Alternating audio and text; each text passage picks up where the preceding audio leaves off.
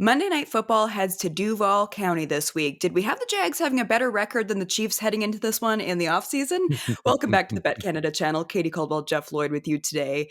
Jeff, what's your read on this one? Does this feel like a measuring stick game for Jacksonville, or are they still chasing Kansas City at this point, even though they do have the better record here?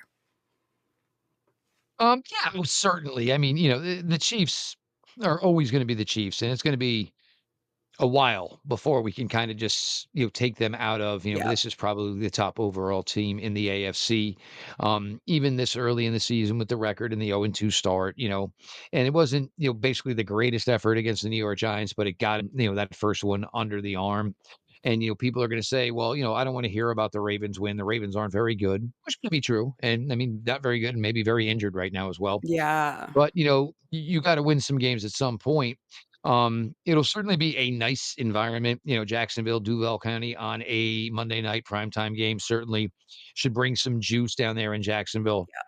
But I think and, I know I mentioned this with you, and it was during, the Giant game where it seemed like, the announcers were talking about Xavier Worthy not playing in the same breath where, like, the San Francisco 49ers didn't have Jerry Rice in the '80s. Like, it really seemed like it was like, "Oh, I think we're going a little rich here."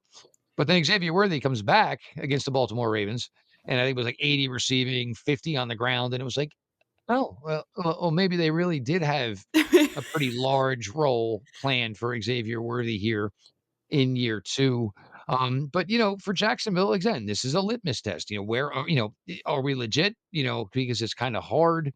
Hey, we beat San Francisco last week, but San Francisco's a very weird looking 3-1 team. You don't necessarily know what to make of them. So for Jacksonville, yeah, this is big, but the question for Jacksonville is gonna be, you know, A, can you score with this team? Yeah. Because Kansas City, what they dropped on Baltimore last week kind of tells you that the Chiefs offense is kind of getting comfortable and kind of getting back into their own skin as to what their identity is on the offensive side of the ball. They really just need to hopefully continue to find a way to run the ball better because I think that's one thing that's really missing from the Kansas Mhm. City Chiefs offense. When the defense right now, when the Chiefs run the ball, I think the defense almost gives you like a silent. But whereas years ago, I mean, the Chiefs would run for 150, 160 just as easily as they would throw for, 275, 300. So the running game needs to be a little bit more of a productive part of the Kansas City Chiefs offense, for them to truly start, fighting their way back uphill in the AFC overall. Mhm. But at 0-2, you piece together a giant win, obviously looked really good against the Ravens. Find some way, somehow on a road game on Monday night against Jacksonville. You're back to 3-2 and starting to have everybody, all of a sudden start talking more Kansas City Chiefs football. That's the thing with Jacksonville is especially on offense when you say they need to score, they've shown flashes, but they still struggle with drops. They struggle with consistency. Like, what is the biggest change they need to make for Lawrence and Cohen to finally push from good to great? Is it just the run game? Because a lot of people are yelling for Brian Thomas Jr. to become more involved. How do they take that next step? It has to be. I mean, all the pressure in the world has to be on Brian Thomas Jr. and it has to be on Travis Hunter. I mean, Yeah. where they were drafted, I mean, you conceivably, when going into the season, what Brian Thomas Jr. did last year, from what everybody tried to tell me, and I don't want to talk about it right now, but I tried to tell you all if he's going to play the offense and he's going to play defense, it's not the best thing for him. So, and I still think Jacksonville needs to say, I don't care about you playing defense. If I need you in a long 3rd and 17, I'll throw you back in some. You spent the 2nd overall pick on him. He needs to be somebody who's going to give you production over 1,000 yards. He should be somebody who's going to score double-digit touchdowns. That is the expectation of somebody who is drafted number 2 overall with an offensive pedigree. Well, he played 23 snaps on defense and he played 14 snaps on offense. What is that? So he's a role player on both sides of the ball? These guys should Yeah. account for probably somewhere between 25 to 2,700 yards and probably somewhere knocking on the door of 20 touchdowns. That is Mm. the expectation for what Brian Thomas Jr. showed us last year Yeah. and for where you drafted Travis Hunter. That is the expectation. It is not for Travis Etienne to all of a sudden find a revival to his career, 2 years Yes. later when he's feeling healthy. It's not supposed to be Etienne who's leading this team in yards. It is not supposed to be the case in any way Right. whatsoever. And I'm sure when Liam Cohen pulled all that backdoor shenanigans to take this job, it wasn't so he could feature Travis Etienne in his offense. That was not the game plan. Obviously, the game plan was we're going to move up, we're going to get Hunter, we're going to get Thomas, and we're going to throw the living daylights out of the ball with Trevor Lawrence. That's kind of what makes Jacksonville kind of scary. Is that they're 3-1, and in most opinion, are severely underperforming on the offensive side of the ball, but somehow they still sit here 3-1. Quick pause. If you haven't subscribed to the BetCanada YouTube channel, you can do so below. It's free and it helps support our channel so we can keep bringing you NFL and NHL content. Now, back to the show.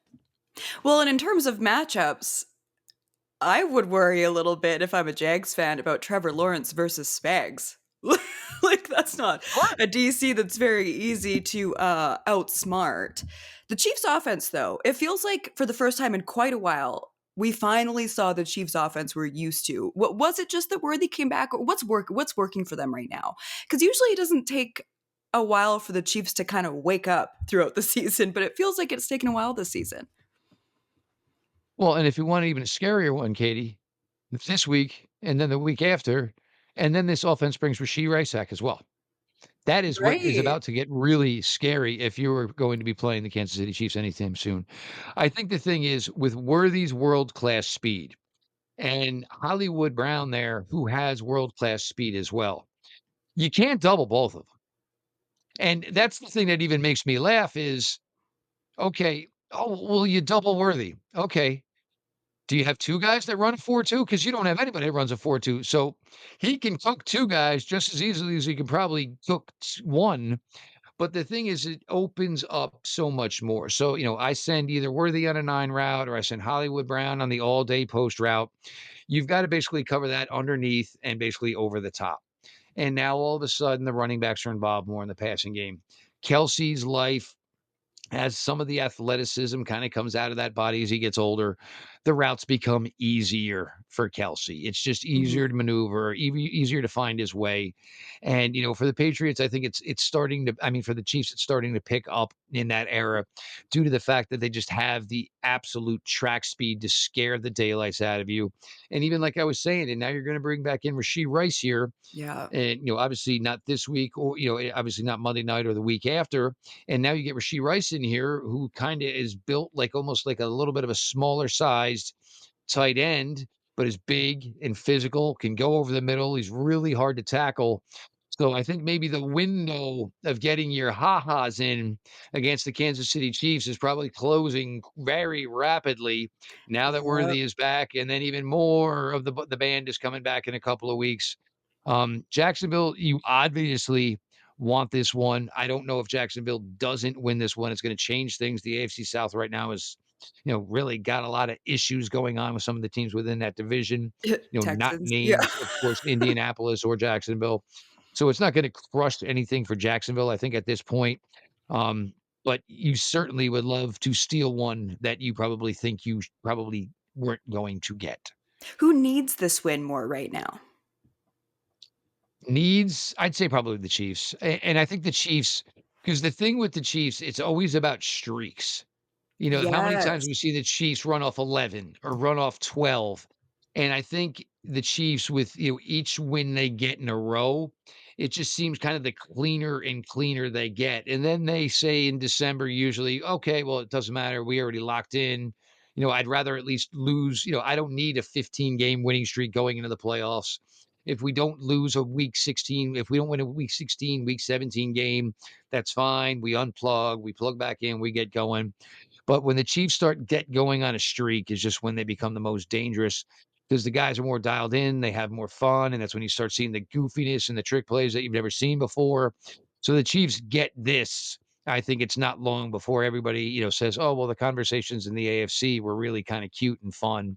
But yeah, everything runs through Kansas City like it usually does.